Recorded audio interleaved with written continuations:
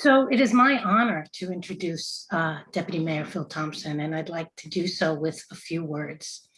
For people who don't know, he is the Deputy Mayor for Strategic Policy Initiatives, and that many things fall under his watch. But let me say, I did early voting this morning, and so I got to channel his work with something called Democracy NYC, which has been championing bringing forward what we are now called ranked choice voting as one piece of many things he's been able to do. People know I work at the School of Labor and Urban Studies, or some of you know this, at CUNY, and I've had the privilege of being a professor for a number of students who are interning or just finished their internship under his office. And so through a very lived experience, I was able to work with some of folks who got to sit with Phil on Tuesdays and receive his teaching, or I might even say what we are about to receive is his preaching. And as the son of a preacher, I think we'll learn a few things there as he can speak so well from the heart. Under his initiatives, it includes minority and women-owned business enterprises, the Office of Workforce Development, the Young Men's Initiative, Department of Youth and Community Services, Commission on Human Rights. The list goes on, but I think so much of what we look for when we want to see justice in our city's government, he's been able to help champion in the past few years while he's been working with the mayor. And that includes championing some work right through COVID for looking at a task force for racial inclusion and equity, and has been a commissioner for the city's Racial Justice Commission. He's a proud graduate of CUNY, where he did his master's in urban planning and then a PhD at the Graduate Center at CUNY, and we're happy for that. And additionally, I've had the privilege of working with others of his protege, as I've been involved in a lot of economic democracy work in New York City. And it's so great when we are able to touch people who have been touched by others and see his wit in so many of the people I've worked with, especially in the Bronx, coming through his education and then into the world. I think as I said, I didn't really want to get between Kim Brandon and Phil Thompson because you each teach and preach so well, and I would consider you friends and colleagues. And Phil, I'd like to welcome you to the Brooklyn Society for Ethical Culture.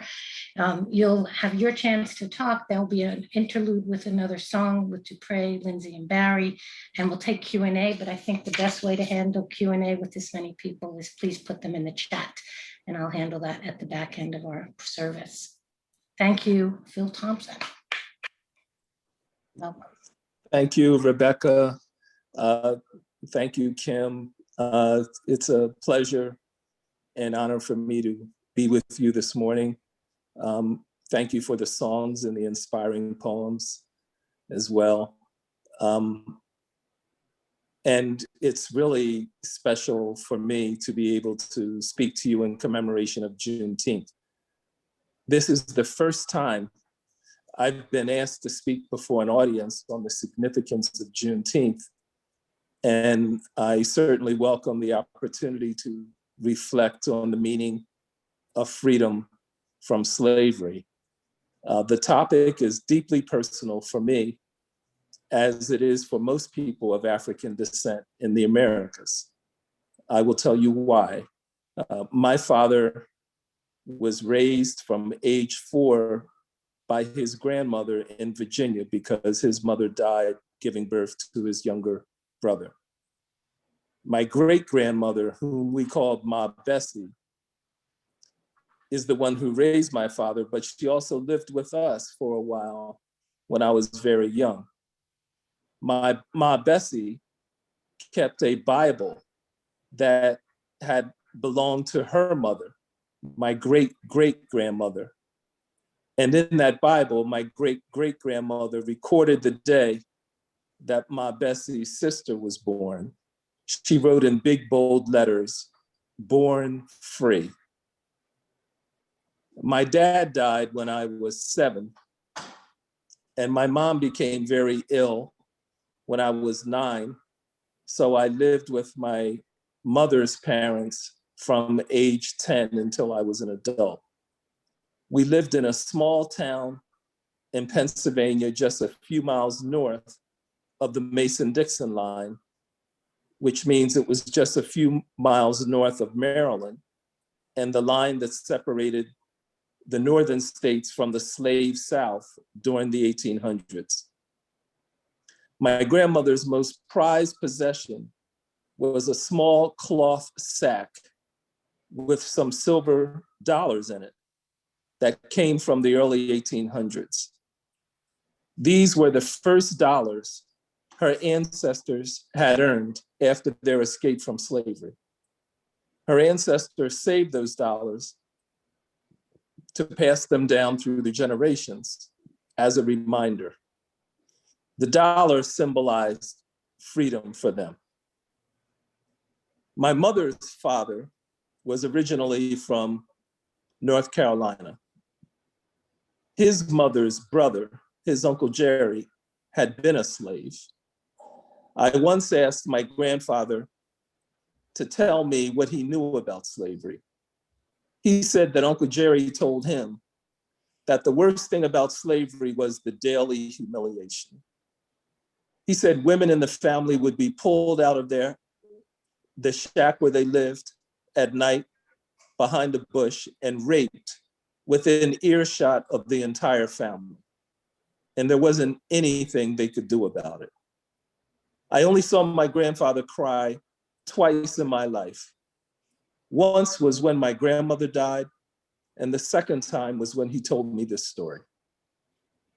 Uncle Jerry said that their economic life didn't change much after slavery. They were as poor as they had been during slavery. They ate plenty of wild game just to survive. The humiliation didn't end after slavery either.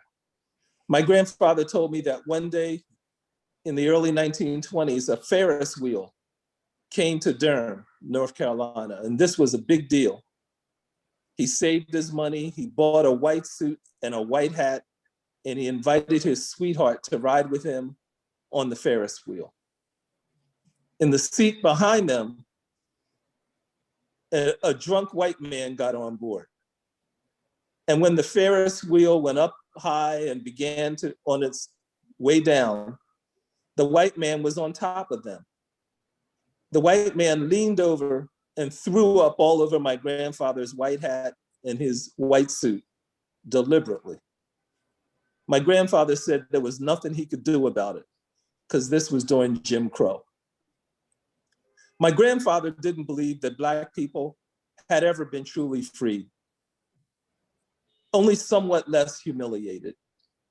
My grandfather didn't believe that poor whites were really free either, only somewhat less humiliated than Black people.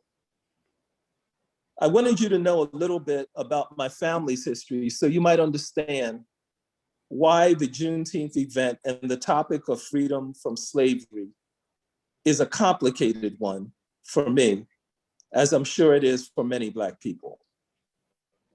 First of all, while ending slavery helped give us a little more dignity and control over our lives, it did not free us economically. Most Black people, like my family, ended up working for the same white people they had been enslaved to for what amounted to the same provision of goods. We never got an opportunity to come close to equal property ownership or to accumulate wealth. We are still a poor people. Many of us are vagabonds in a country we spent hundreds of years building with no payment at all. Secondly, the humiliation never stopped. This is what underlies a lot of the protests we've seen in the movement for Black lives. Police murders like that of George Floyd and Eric Garner are the most visceral examples. But the humiliation is daily and constant. I was once stopped by a white police officer at the Triborough Bridge. My mother, who was 70 at the time, was in the car. And she asked the policeman, "Why did you stop us?" He called my mother all kinds of foul names for simply asking him the question. My mother was a church lady. I never heard her say a curse word in my entire life. She didn't deserve that humiliation. And I have a lot more stories like this. We live in a country that diverted poor white people from dealing with inequality and their own poverty by giving them a false enemy, meaning Black people. And then we give them guns and uniforms to take out their frustrations by stomping all over us. Third, and this is the worst thing, why are we still gripped by racial conflict 156 years after slavery? I was listening to the Velshi show on MSNBC yesterday morning. He had a journalist on the show who had written a book about the danger of fascism rising in the United States, growing out of the Trump movement. Velshi asked if there were any examples of a democracy being overthrown in an advanced, industrialized democracy. The author said she had consulted with many scholars and not one of them could think of a single example. This really stunned me. The answer is so obvious. What was Jim Crow, if not a successful rebellion against democracy? Jim Crow lasted until I was in junior high school. This isn't ancient history. Why were the people who stormed the Capitol on January 6th mostly white nationalists? Why is it that the United States cannot look itself in the face? Why can't white Americans see the race hatred that has undermined true freedom in this country? This brings me to the main thing I want to discuss this morning, which is the meaning of freedom. If freedom is what distinguishes democracy from every other system and makes us superior, then what does this freedom consist of? How do we convince ourselves that we are a democracy, a free country, with liberty and justice for all, while practicing slavery and Jim Crow? How do we say we're a free country today, when 1% of the population owns 40% of the nation's wealth? What kind of freedom are we talking about here?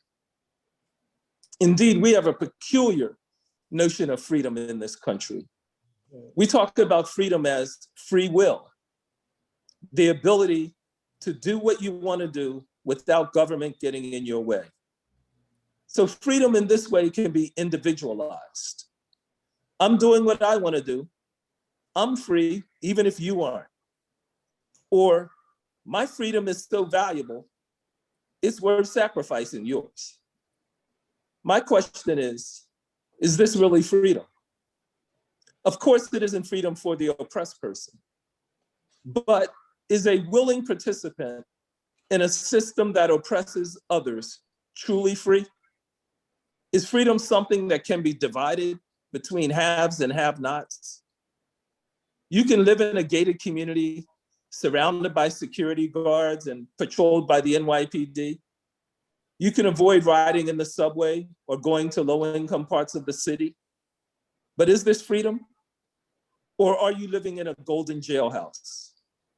You can go around the world and stay in fancy hotels and eat in the best restaurants, but will you ever know the joy of having someone genuinely happy to see you, as opposed to someone who just wants money in your pocket? Can any of us imagine a world where we don't need nuclear weapons, armies, and police at every corner? A city where we can walk anywhere without fear and get welcoming smiles wherever we go? Wouldn't this be a deeper freedom than what we have now? Wouldn't it create more joy? What prevents us from getting to such a world? I believe the obstacle is hubris that underlies our popular liberal conception of freedom. The liberal concept of freedom is that I can do what I want so long as I don't impede on the ability of others to do what they want. But in society, we are linked together constantly through the economy, politically, and socially in towns and cities. The truth is that the more powerful among us have always impeded the ability of the poor, of minorities to do what they want. The powerful marginalize the voices of impeded people, so we don't hear much about oppression until there's a disruption, like the Black Lives Matter movement last summer. The hubris is when the powerful people declare that this is indeed freedom, that we have figured out the best possible way to live. No more exploration necessary. But if this is the best society can hope for, why are there so many mass shootings every week?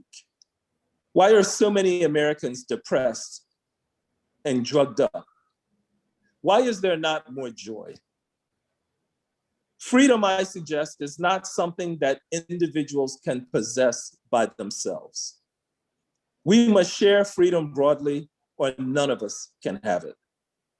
None of us can expect to be free by ourselves or truly happy in a world full of hunger, militarism, and disease, as the pandemic has shown us once again. Even a hermit living alone in the woods cannot answer the question of who am I without confronting the prior question of who and what made me. Answering the question of who made me invariably involves family and society. The ability to think for oneself and to question things, which is an essential part of freedom, begins with understanding thoughts already implanted in your head by society. A hermit that doesn't understand society can't really distance him or herself from that society, no matter how far in the woods they go. In the same way, a person in this country who doesn't try to understand racism cannot distance themselves from racism implanted by society in their heads, no matter how much they claim it has nothing to do with them. Nobody thinks with words and concepts they've created entirely on their own. I will go one step further to say that the question of who and what made me has an existential or spiritual side that we should not avoid. We speak in terms of science and causality, of regularities we find in nature.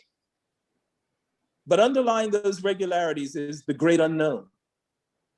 We do not know the origins of the universe, and we therefore don't know our own origin, nor do we know destiny.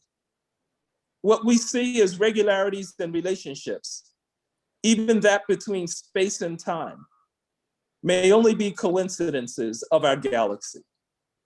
In other words, the spirit of the universe, or God, is not bound by our will or understanding. Far from it. God is free. So maybe freedom does not begin with the human will or ego, but in our appreciation of God's will. I do not mean by appreciating God's will that we should follow the prescripts of some human saint who tells us what God says or what God means dogmatically. I mean something quite the opposite of settled conclusions and dictates. I mean that perhaps we can attain freedom by beginning with an appreciation of the wonder of our being alive on this earth with other human beings and with animals.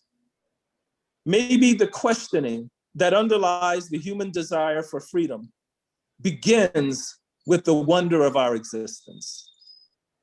Maybe love and the desire for justice emanates not so much from our heads as from our hearts, our common fragility, our common suffering, our ignorance in the face of creation, rather than from our individual willfulness. Maybe we can find greater joy and fulfillment in protecting and caring for the earth and its beings, in appreciation of the universe and creation, than in doing something for ourselves individually. Perhaps the domination we think our technology allows us to exert over the earth is as false as our claims that we have mastered democracy. Maybe the most important thing we can take from Juneteenth is a spirit of humility. We have done great wrongs. We have a long way to go. And we must cultivate the freedom to question ourselves and each other along the way of building a more caring and joyful world. Maybe this is what the Apostle Paul meant when he said, "Where the Spirit of the Lord is, there is freedom." Thank you.